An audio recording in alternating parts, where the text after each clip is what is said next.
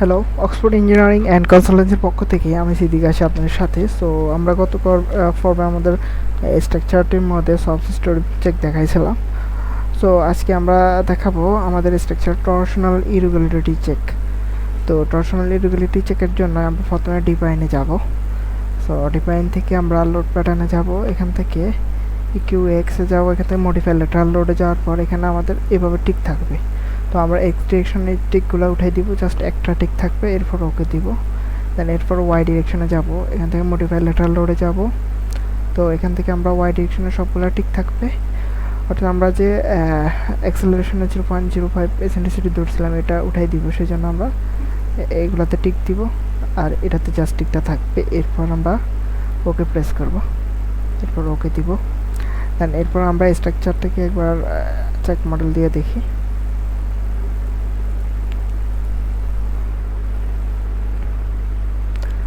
তো এখন আমরা আমাদের স্ট্রাকচারটিকে রান অ্যানালাইসিস করবো, এই জন্য অ্যানালাইসিস যাব, অ্যানালাইসিস থেকে আমরা রান অ্যানালাইসিস দিব।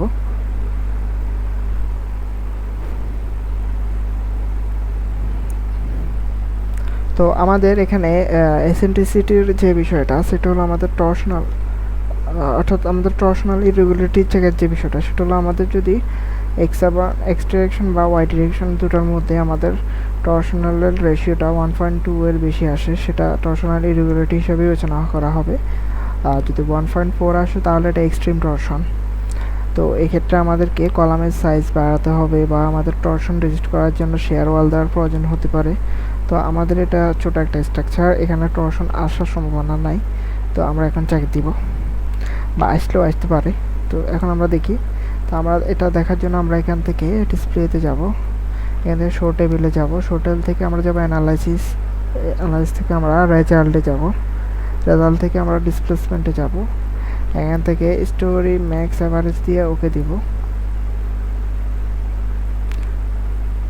আচ্ছা, ডবল ক্লিক দিতে হবে, অ্যানালাইসিস, রেজাল্ট, ডিসপ্লেসমেন্ট, এখান থেকে স্টোরি ম্যাক্স।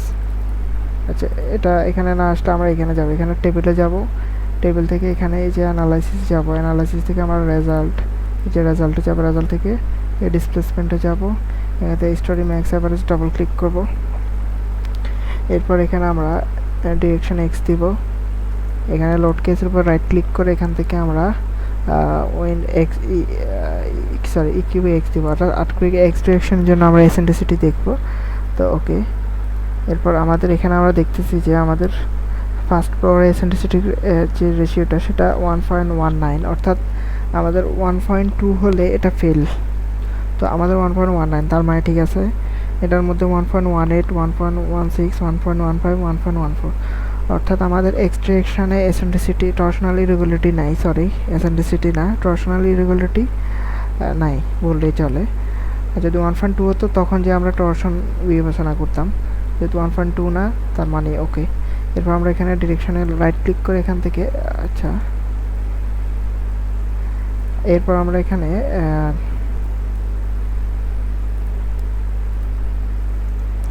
রাইট ক্লিক করে আমরা ক্লিয়ার ফিল্টার দিব। এরপর আবার এখানে তো ওয়াই ডিরেকশন আসতেছে আমাদের, যে ক্লিয়ার অল ফিল্টার দিব, দেওয়ার পর এখান থেকে ওয়াই ডিরেকশন দিব, আর এখানে লোড কেসে যায় এখান থেকে আমরা ওয়াই ডিরেকশনটা সিলেক্ট করব, ইকিউ ওয়াই দিব। তো এখানে আমাদের ইকিউ ওয়াই ডিরেকশনে আমাদের যে টর্শনাল রেশিওটা ওটা আমাদের এখানেও কিন্তু 1 অর্থাৎ 1.2 এর নিচে আছে সবগুলা, এটা 1.004, এই যে সবগুলো আমাদের কিন্তু টর্শনের 1.2 এর নিচে আছে। তো যদি 1.2 এর উপরে আসতো সেক্ষেত্রে আমরা আমাদের স্ট্রাকচারটিতে আমাদের হয়তো কলাম সাইজ বাড়াতে হতো, বা কলাম আমরা রোটেট করে দিয়ে দেখতাম যে আমাদের টর্শনটা কমানো যায় কি না। তো বা আমাদের শেয়ার ওয়াল দিয়েও আমরা ট্রাই করতাম যে আমাদের কোনোভাবে টর্শন কমানো যায় কি না। তো যদি কোনোভাবেই আমাদের এটা কমানো না যায় সেক্ষেত্রে আমরা আমাদের এটাকে ডাইনামিক অ্যানালাইসিস করব। তো আমরা আমাদের এই প্রজেক্টটিতে ডাইনামিক অ্যানালাইসিস দেখানোর কথা ছিল, কিন্তু আমাদের কিন্তু এখানে ডাইনামিক অ্যানালাইসিস প্রয়োজন পড়তেছে না, যেহেতু আমাদের টর্শনাল ইরেগুলারিটির যে ভ্যালু রেশিওটা ওটা আমাদের 1.2 এর নিচে। তো আমরা এই প্রজেক্টে টর্শনাল ইরেগুলারিটি চেক দেখাবো না, নেক্সটে আমরা আরেকটা টিউটোরিয়াল দিব, সেটাতে আমরা টর্শনাল ইরেগুলারিটির যে বিষয়টা ওটা প্রপারলি দেখাবো। তো আমাদের এখন আমরা ওকে, সো আমরা এখন স্টোরি ডিপ চেক দেখাবো। তো স্টোরি ডিপ চেকের জন্য আমরা এখানে আমাদের স্টোরি ডিপ মূলত কেন দেওয়া হয় সেটাই আমরা একটু দেখি।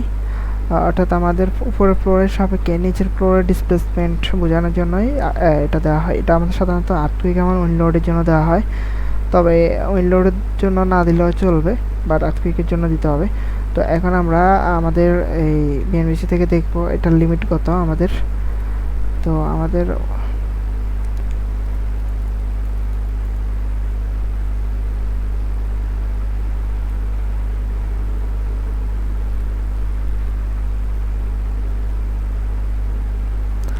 তো আমাদের এখানে অল আদার স্ট্রাকচারের জন্য আমাদের যে অর্থাৎ অকুপেন্সি ক্যাটাগরি 1 এবং 2, তো আমাদের অকুপেন্সি ক্যাটাগরি ছিল 2, অল আদার স্ট্রাকচার 0.020, তো আমাদের এই লিমিটটা হলো 0.020 আর কি।